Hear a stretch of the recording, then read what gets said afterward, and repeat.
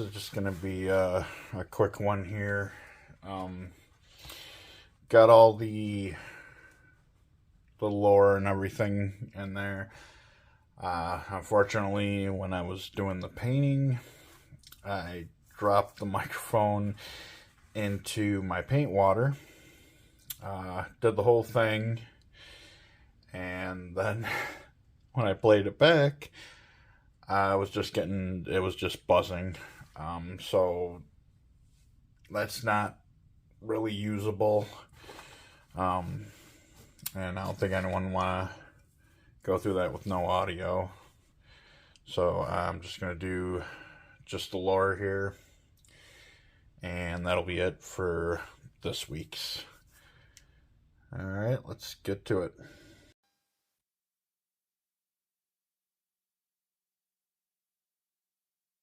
And welcome back to episode 8 of Warhammer 40k Imperium. And today we got our third shipment. We're doing issue number 8 today. But first we have the free gift that came with this shipment. We have the binder to organize all the issues that we'll receive through the course of the subscription. Actually, this is just the first of 4 binders.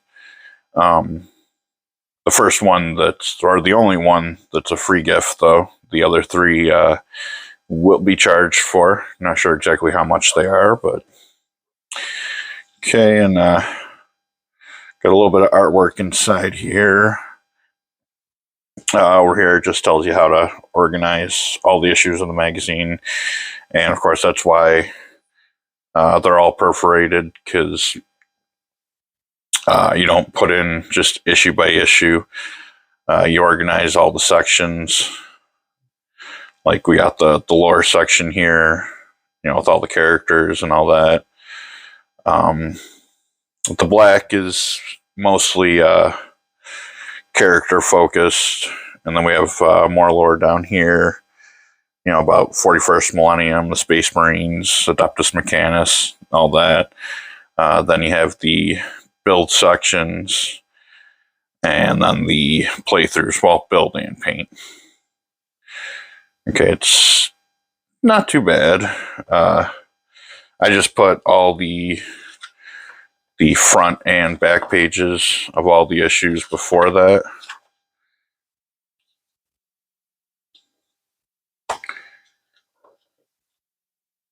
See, and then you got the first divider here, which is all the background on the units and that. Primaris Captain, Aggressors, the Ultramarines. Any section where it talks about units and how to name them and all that. That's all going to be in this section here.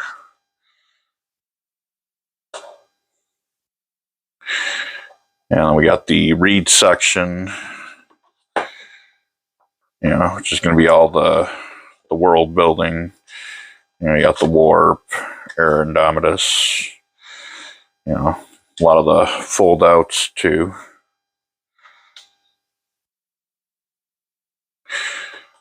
And of course, all the build guides for everything we've done, and the paint guides.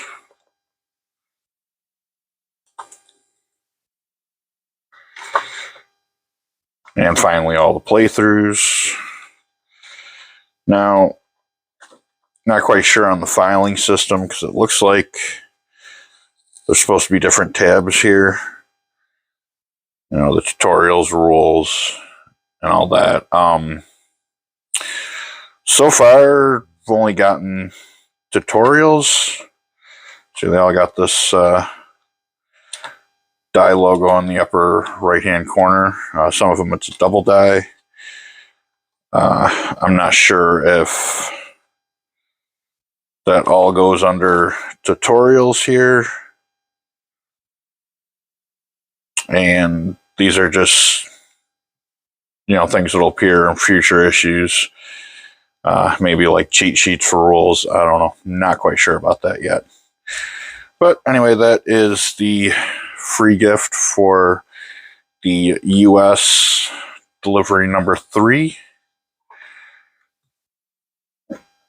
And because I believe the US and UK are on different schedules.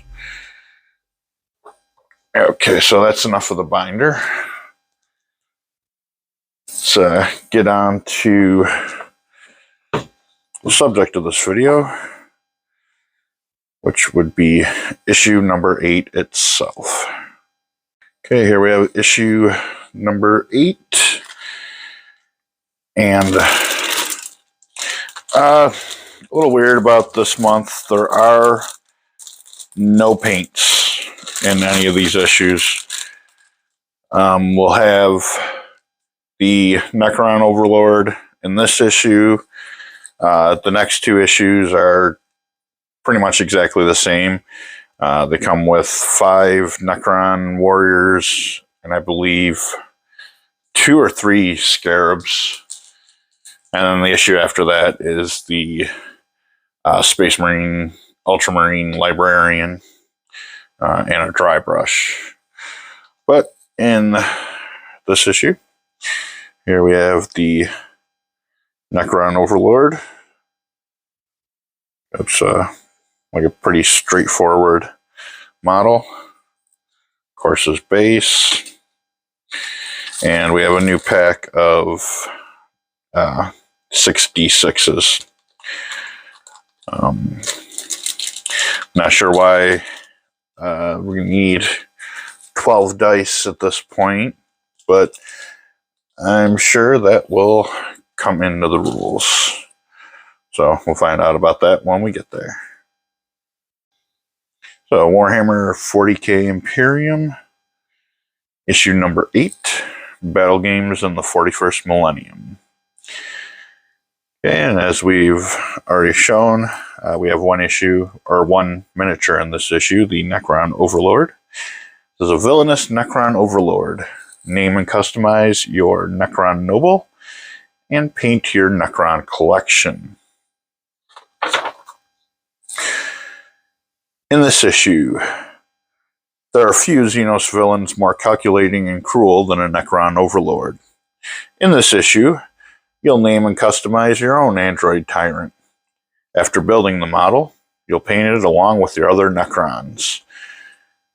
Then, you'll send your Overlord to battle against its Space Marine foes. Happy hopping.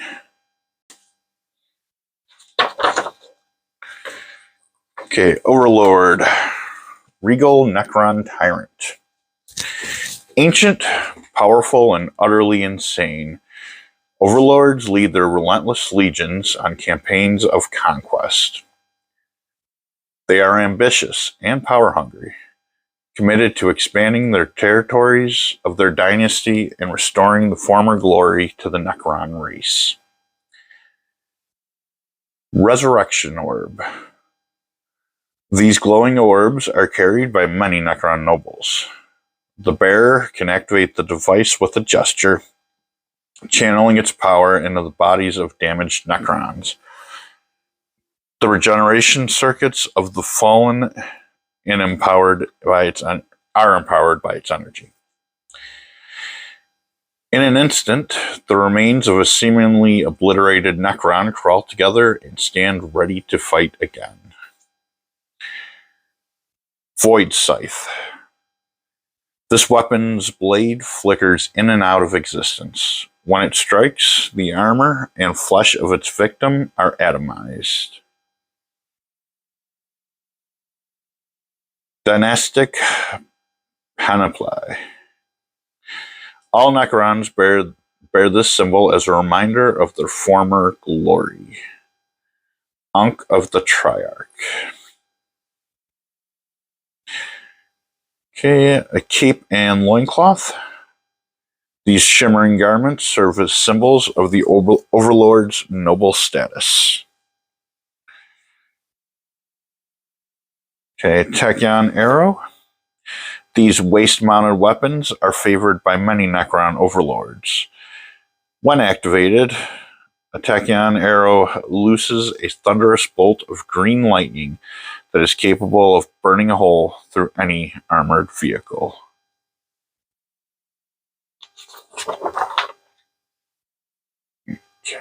Battle record. Bring your model to life by recording its details in the boxes below. Though now machines, Necron nobles still have names and personalities. Refer to B backgrounds 01 to generate a name. Noble designation, which would be their name. Dynastic epithets. Prime dynastic epithet. Secondary dynastic epithet. Tertiary dynastic epithet. And quaternary dynastic epithet. Arrogant and imperious, Necron overlords view the lesser races as vermin to be exterminated. They are cunning strategists and powerful warriors. Ancient degradations. Necron nobles are sometimes prone to personality quirks. You can pick a result from the chart or roll the dice. And then we have a chart for their degradations. Keeps conquered foes as slaves. Afflicted by constant paranoia. Plots against his superiors. War gear details. Use the space below to record the name of your Necron Overlord's Void Scythe. You can also record great deeds achieved with the war gear in games. Example, disintegrated a trio of Primaris aggressors. Okay. And we have a chart for names. Infinity's Edge, Ire of the Triarch, or Tyrant's Claw. Resurrection protocols. Count the number of models resurrected by the Necron Overlord's Resurrection Orb. Battle record. As you play games, record your Necron Overlord's great deeds, victories, shameful defeats, and battle damage below. Example, crush the Space Marine resistance on Sifos. Dynastic panoply melted by plasma blast.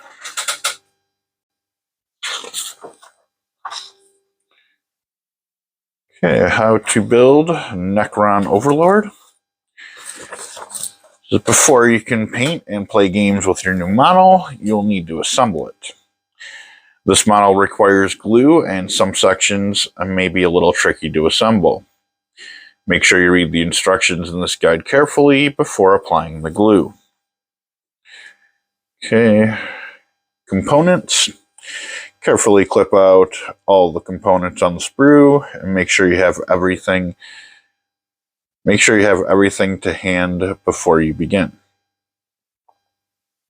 Okay, dry fit. The cape is a little tricky to align before applying glue. Dry fit the component to make sure you have them lined up correctly. Elbow joints. The connecting surface at the elbow joints are flat, making it a little tricky to orient the arm correctly. Refer to the images in this guide. Okay, step 1. This model has a lot of detail on it. Be careful not to use too much glue, otherwise it may seep over and clog the details. If you notice the glue pooling on a surface of model, carefully dab it away with a paper towel before it dries. Dry fit the components before applying glue. Glue the next section onto the body before gluing the chest into place. And of course, he is going to be fitted to a 40mm base. So let's get out our clippers, glue, and our mold line remover. Okay, so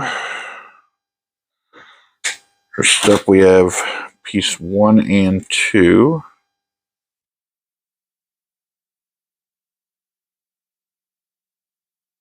Oh, there's 2.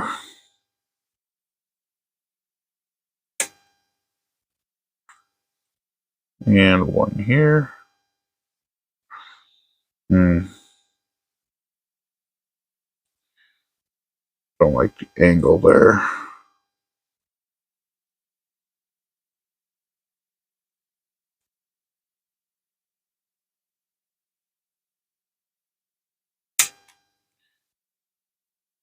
Yeah, and these arm joints, the connections on a curved surface. So that's going to take a little filing down. As well as this piece right here. It's a real flimsy there. So you want to make sure that you don't snap that.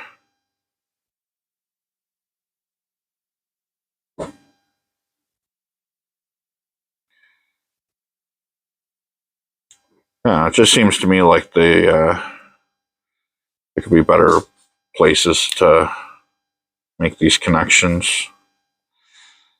But I am not a model producer, so who am I to say?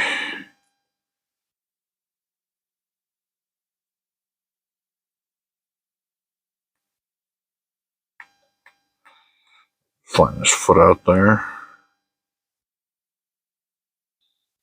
Okay, now in here, actually that cleaned up pretty easy. That's not too bad. Not like the where it was connected on the Primaris Aggressors, where it was right on the shins.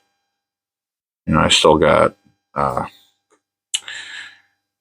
still have pieces on there, just not entirely easy to smooth those out.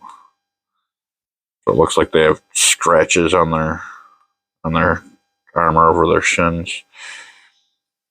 Okay. So this would be the next section it's referring to. Which side looks like... Okay, it goes in like that.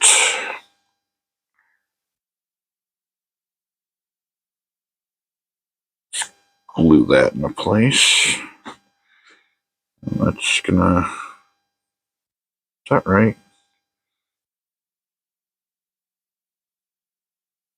Oh, okay. There's a little notch in there. So that's gonna go in just like... Oh god. I'm gonna need tweezers. Yeah, so that's gonna fit in there like that.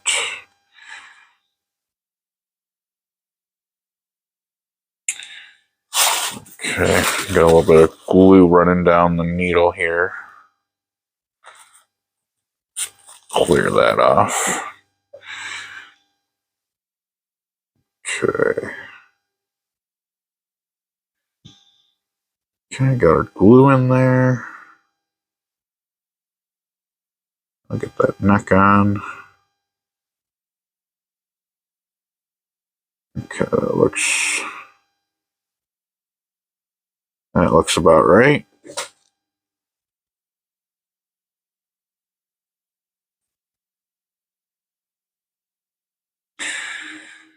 Okay, now we have 3 and 4, which are the chest and back.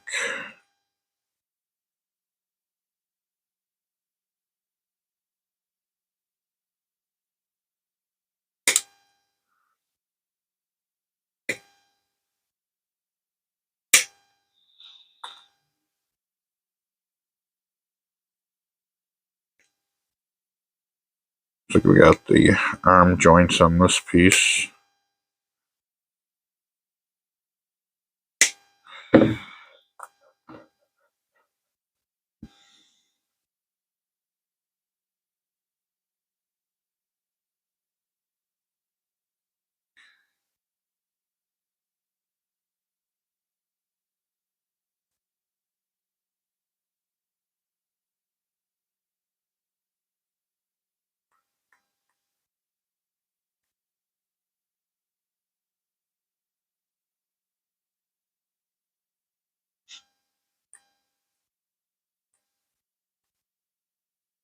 All right.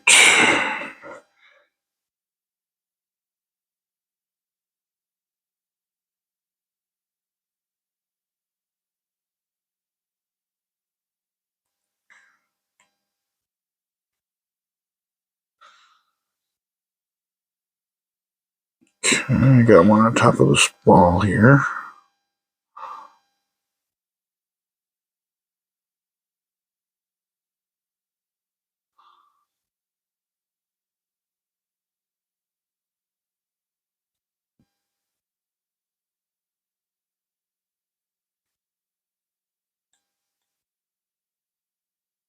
And one down here on the bottom.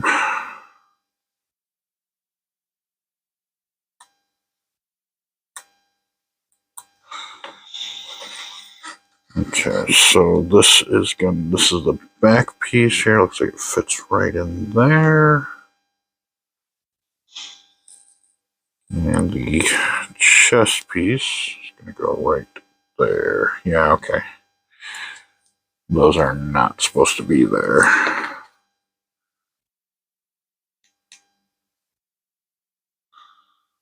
Just use the clippers to get the bulk of it. And take the mold line remover and smooth it out. Okay, that should be good. Okay, get his back in place. There.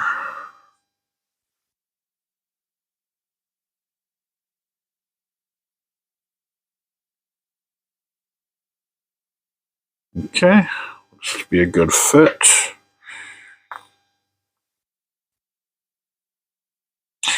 Now looks like our glue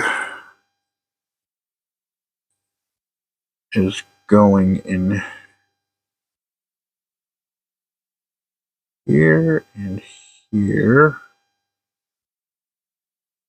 and here and along these two edges.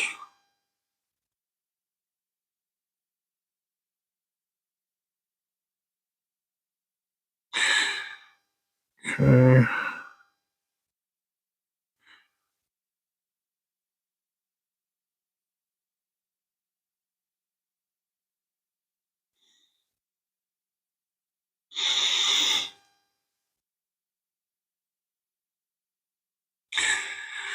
Okay, and the chest looks like it's going to go along this whole line here.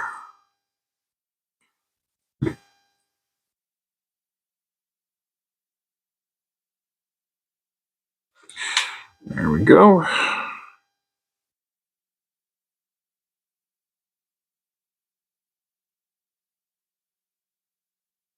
Okay.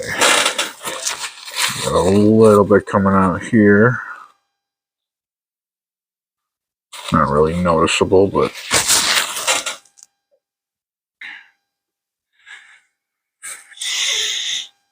okay. Go ahead and finish assembling that.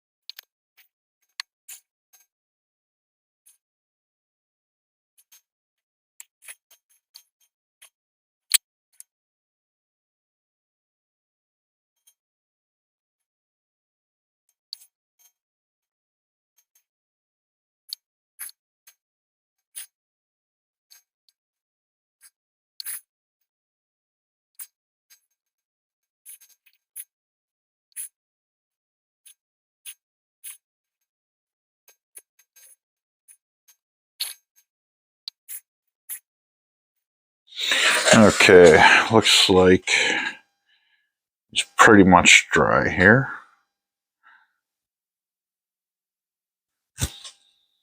Okay, no real loose parts. Two things about this guy, though. The head. The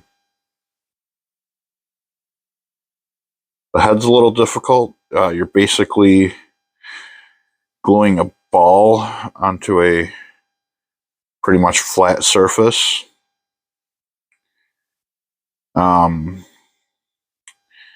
The right leg here, or his right leg, is a little rough. So it's kind of best to, before it's completely dry, to glue his scythe in place, because that connects to the bottom of the rock he's standing on and his elbow there. So you can kind of get the better position on the leg, because there's really no guiding notches or anything to get the leg in the correct position.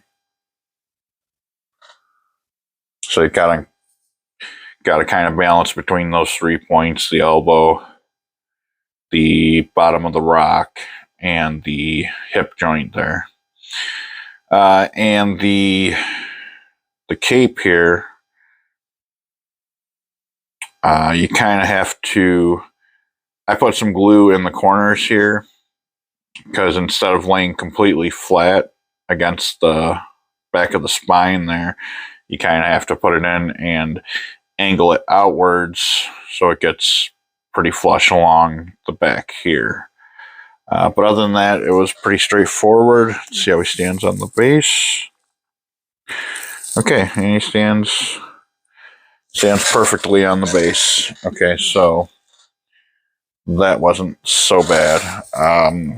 I'm not going to glue him to the base right now, because obviously I'm going to want to get in at the back of his little cloak there, and that's just going to be a lot easier if he's not glued down to a base. So I might wait till the very end to glue him down, or at least get that base coat done there so I don't have to worry about getting in.